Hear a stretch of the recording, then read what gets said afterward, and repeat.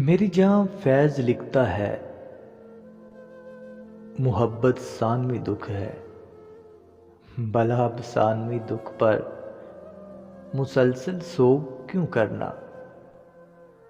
اگر سمجھو تو دنیا میں قیامت خیز دکھڑے ہیں، وڈیروں کے محلوں میں کسی مفلس کی بیٹی جب ہوس کی بینٹ چڑھتی ہے، فرشتے سوگ کرتے ہیں۔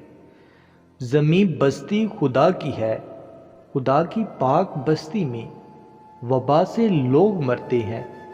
بزرگوں نے بتایا تھا، سبھی معصوم سے بچے خدا کا روپ ہوتے ہیں، یہ بچے پھول ہوتے ہیں۔ خدا کی پاک بستی میں یہ بچے بھی اجڑتے ہیں، ہوس کی بینڈ چڑھتے ہیں۔ میری جہاں فیض کہتا تھا، محبت ثانوی دکھ ہے، محبت مفلسی کے بعد آتی ہے۔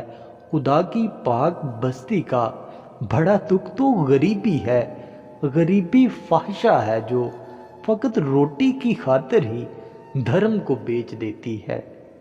ہمارا دکھ محبت ہے، محبت ثانوی دکھ ہے، بھلا اب ثانوی دکھ پر مسلسل سوگ کیوں کرنا؟ میری جان، فیض سچا تھا، محبت ثانوی دکھ ہے، بھلا اب ثانوی دکھ پر مسلسل سوگ کیوں کرنا؟